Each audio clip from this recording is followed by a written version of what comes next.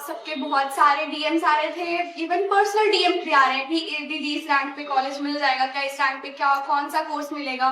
तो उसी सब को लेके आपके लिए एक हम डेटा लेके आए हैं। बट ये मैं पहले ही आप लोगों को डिस्क्लेमर दे रही हूँ कि this is just an estimation. तो इसको आप मतलब ऐसा मत समझना कि अगर मेरा इतना है तो इतने पे मुझे मिल जाएगा, इतने पे मुझे नहीं मिलेगा। अगर इससे आपकी रैंक 100-200 ऊपर नीचे भी है, ठीक है, तो आप काउंसलिंग में जरूर पार्टिसिपेट करो।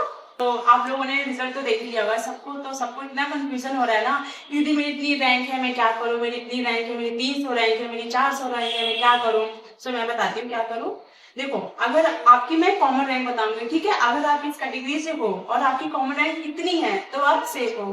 तो अगर आप जनरल कैटेगरी से हो, अगर आपकी रैंक 150 से 180 के बीच में है तो आप सेफ हो। अगर आप जनरल ईडब्ल्यूएस हो और आपकी रैंक 250 से 300 में है तो आप सेफ हो। अगर आप ओबीसी एनसीएल हो और आपकी रैंक 300 से 350 या 380 तक भी है तो आप सेफ हो। वही लगभग। हाँ। और अगर आप एससी कैटेगरी से हो और आपकी रैंक 400 से 450, बहुत ऊपर नीचे हुआ तो 500 मान सकते हो। अगर आप एसटी कैटेगरी से हो तो 500 से 550, 580 इज अ सेफ रैंक, ठीक है। किसी भी कोर्स के लिए आप एलिजिबल हो, आप अप्लाई करो। बीपीटी, बीओटी, बीपीओ, बीएसएलपी, कोई भी कोर्स आपको इजिली मिल जाएगा। So don't worry. एंड हाँ, और मैं आपको एक चीज ये बता देती हूँ, जो बच्चों के डीएम्स आ रहे हैं, जो परेशान हो रहे हैं, जिनकी रैंक 2000 3000 है, तो बेटा इतनी सीट ही नहीं है। टोटल सीट ही 618 है। बीपीटी की 205 सीट है, बीओटी की 204 सीट है, बीपीओ की 152 सीट्स है एंड बीएसएलपी की 57 सीट्स हैं। तो इतनी सीट्स ही नहीं है जितनी आपकी रैंक है। तो बेटा थोड़ा ये भी तो देखो यार, इतनी सीट ही नहीं अवेलेबल है। 650 मतलब 618 सीट है, मतलब कि आप मान के चलो कि 550 तक क्लोज हो जाएगा, ठीक है। आप किसी भी कैटेगरी से हो तो अगर आपकी रैंक 500-550 के अंदर है तो आप सेफ हो। अदरवाइज मैं तो ये बोलूंगी कि अगर आपकी रैंक 1000 के ऊपर है तो अगर चांसेस हैं, क्योंकि कई बार ऐसा होता है कि बहुत बच्चे सीट छोड़ देते हैं, तो हो सकता है आपको मिल जाए, तो आप काउंसलिंग करा लो। हाँ, एक चीज है, बच्चों के बहुत परेशान होने की, दीदी आप मुझे क्लियर बता दो। बेटा हम क्लियर नहीं बता सकते हैं, क्योंकि वो काउंसलिंग जब आप कराओगे तभी पता चलेगा। और ये है कि हाँ, अगर आपको आपके पास कोई ऑप्शन नहीं है कि अब आपको काउंसलिंग में मिल जाएगा कॉलेज तो ठीक है, अगर नहीं मिलेगा तो आपका सब कुछ खराब ना हो, इसलिए हम ये कहेंगे कि आप बाकी के कोर्स के लिए अप्लाई कर दो।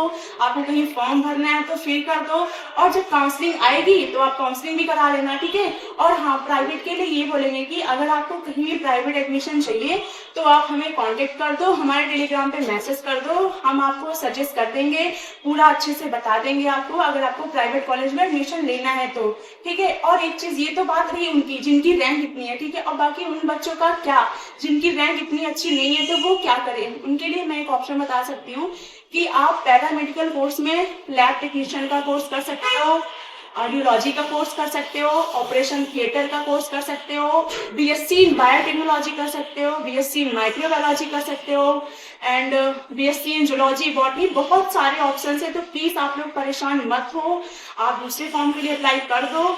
और एक बात ये जो एग्जाम है ये सेंट्रल गवर्नमेंट का है, ठीक है। आपके स्टेट गवर्नमेंट पे भी एग्जाम होते हैं, तो पता करो कि आपके स्टेट गवर्नमेंट पे एग्जाम हो रहे हैं या नहीं हो रहे हैं, वो फॉर्म फिल कर दो, वो एग्जाम दो और परेशान मत हो।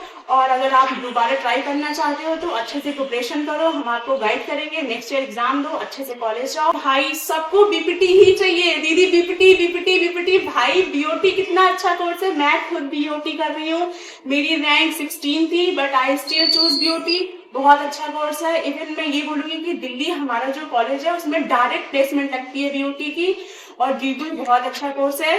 मैं बस आपको ये बता रही हूँ कि आप इंफॉर्मेशन की कमी की वजह से प्लीज ये सारे कोर्स ना छोड़े, अगर मिल रहा है तो ले ले, क्योंकि आने वाले टाइम में कंपटीशन बहुत बढ़ रहा है। So all the best, so bye bye.